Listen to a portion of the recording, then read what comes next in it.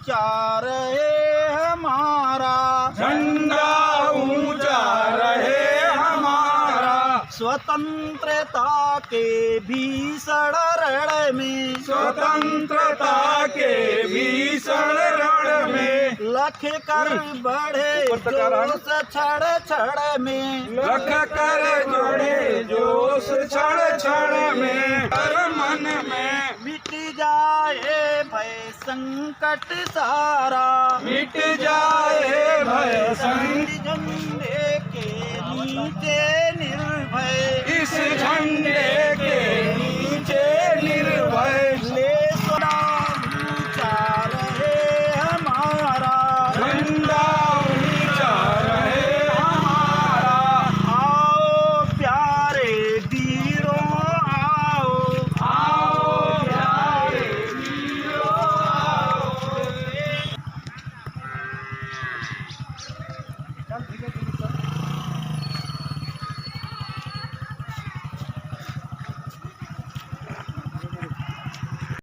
कुछ आप लोगों को संबोधित करेंगे, इस पर गौर कीजिए। ठीक, बैठ। आज हमारे भारत देश की आज़ादी के 75वें स्वतंत्रता दिवस के अवसर पर हमारी आदरणीय दीदी श्रीमती प्रियंका गांधी जी के निर्देशन में और उत्तर प्रदेश कांग्रेस कमेटी के सम्मानित प्रदेश अध्यक्ष श्री अजय कुमार लल्लू जी के मार्गदर्शन में और हमारे इस जनपद के प्रभारी उत्तर प्रदेश कांग्रेस कमेटी के सम्मानित सचिव श्री धर्मेंद्र निषाद जी के दिशा निर्देश पर इनके पर्यवेक्षण में हमारी कांग्रेस पार्टी के 75,000 कार्यकर्ता 90 लाख लोगों से जनसंपर्क करने के लिए विगत 19 अगस्त से जगह जगह गांव सभाओं में रुक कर के प्रवास कर रहे हैं। उसी कड़ी में इस ज्ञानपुर विधानसभा क्षेत्र अंतर्गत अवस्थित आपके इस सम्मानित गांव सभा गणेश रायपुर की इस पावन भूमि पर, जहां पूर्ण रूप से हमारे ग्रामीण, चाहे वो किसान वर्ग हो, नौवापुर की जो है वो चाहे पासी बस्ती हो, वहाँ अवस्थित यादव बस्ती, उसके बाद शर्मा बस्ती, पांडे बस्ती, चौरसिया बस्ती, फिर आगे चल कर के आपके गणेश रायपुर में उपाध्याय बस्ती, ब्राह्मण बस्ती, तिवारी बस्ती और पाल बस्ती, इसके बाद आपके इस धनापुर गांव में ये जो बिंद बस्ती है, सारे बस्तियों में हम उसी कड़ी में परसों 19 अगस्त से यहाँ प्रवासरत हैं और आप लोगों से रूबरू हो रहे हैं। जैसा कि आप लोगों ने देखा होगा, समाचार पत्र के भी माध्यम से आप लोगों ने देखा, रोज़ समाचार पत्र भी कवरेज दे रहे हैं और भी जो यहाँ मीडिया के लोग सक्रिय हैं वो भी अपना कवरेज दे रहे हैं। जनसंपर्क अभियान के तहत युवा हों, बड़े बुजुर्ग हों, माताएं बहनें, सबका भरपूर प्यार आज कांग्रेस पार्टी के नाम पर हमारे जैसे एक सामान्य जनसेवक को, कार्यकर्ता को आप लोगों ने दिया है। कल हम लोगों ने इस देश के भारत रत्न पूर्व प्रधानमंत्री आदरणीय राजीव गांधी जी की जयंती को भी गणेश रायपुर के इस सरजमी पर, पावन भूमि पर हम लोगों ने मनाया और सम्मान समारोह का भी कार्यक्रम हुआ, उसमें तमाम लोगों को सम्मानित किया गया। इसके साथ साथ हमने परसों भी और कल भी मेरा गांव मेरा देश का संवाद स्थापित किया और आपने देखा कि बहुत बढ़ चढ़ करके किसान परिवारों ने हिस्सा लिया और किसानी और खेती किसानी में इस भारतीय जनता पार्टी की सरकार में जो व्याप्त समस्याएं हैं और किसान जिस तरह से बेबस होकर के रक्त के आंसू जो है रोने के लिए बेबस और मजबूर हैं, उन बातों को लोगों ने रखा। माताएं भी इस युवा कार्यक्रम में अभी यहाँ शिरकत कर रही हैं, आई हैं। माताओं ने भी बताया कि किस तरह से आज भी इस 10,000 की आबादी के गांव में, जबकि राजीव गांधी जी ने इस देश में प्रधानमंत्री रहते हुए उन्होंने इंडिया मार्का 2 हैंडपंप लगवाने के लिए संकल्प लिया और दरवाजे दरवाजे गांव-गांव मजरे मजरे में लोगों को जितनी बीमारियां होती हैं वो पानी के प्रदूषित पानी पीने से होती हैं। इसलिए हमारे देश के प्रधानमंत्री आदरणीय जब राजीव गांधी जी थे तो उन्होंने इस बात का संकल्प लिया कि हम अपने देश के रहने वाले लोगों को स्वच्छ जल मुहैया कराएंगे। इसीलिए उस जो हैंडपंप लगना शुरू हुआ उस हैंडपंप का नाम है राजीव गांधी इंडिया मार्का 2 हैंडपंप। 2 इसलिए कि ये जो है जो लेयर पानी की लेयर है, जो पानी का सतह है जहाँ शुद्ध पानी मिलता है उस शुद्ध पानी को खींच करके हमको पीने के लिए उपलब्ध होता है।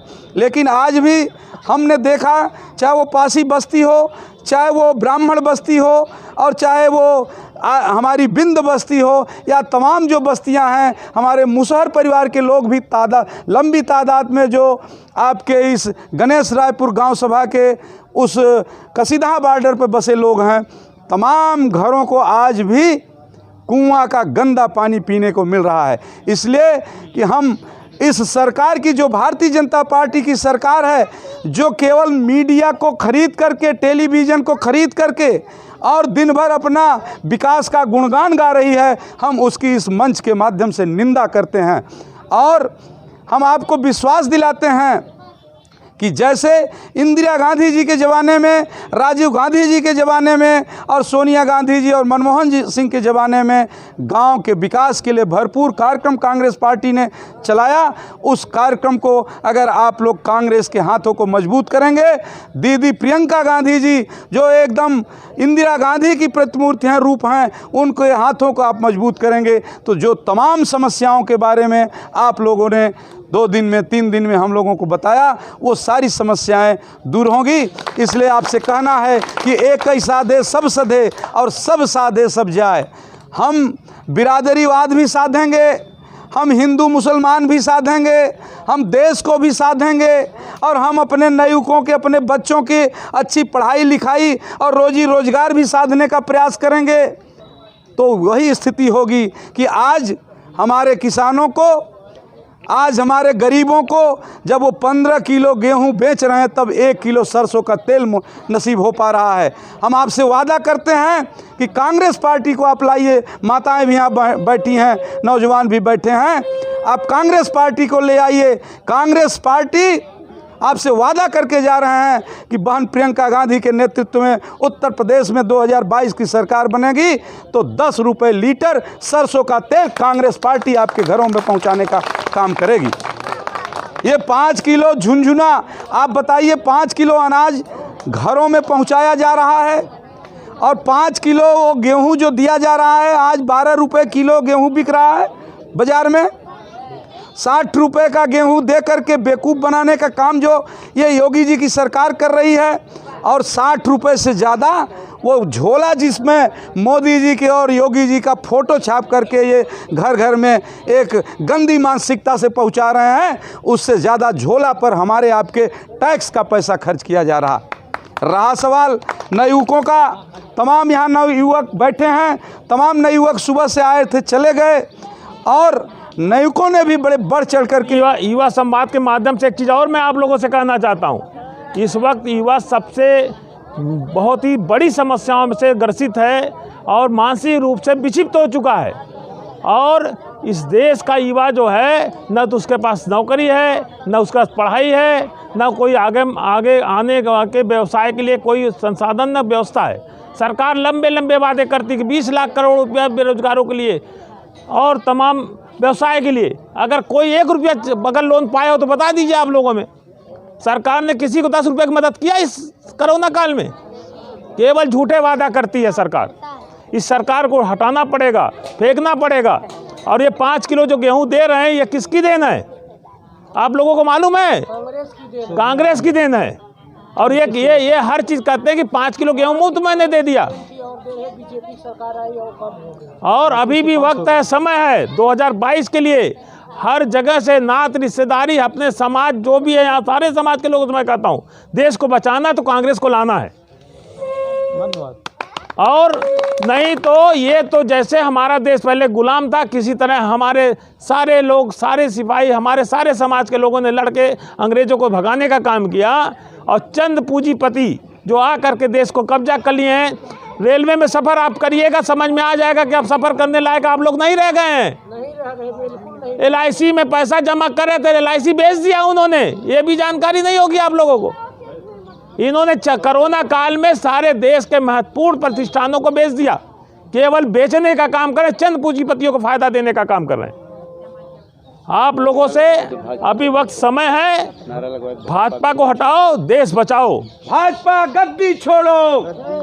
और यहाँ पे सभी नवयुवकों से मैं कहूँगा, सारे लोग भाजपा गद्दी छोड़ो, गद्दी छोड़ो, गद्दी छोड़ो। साथियों, मैं यही कहूँगा, देश इस वक्त बहुत विषम परिस्थितियों में है।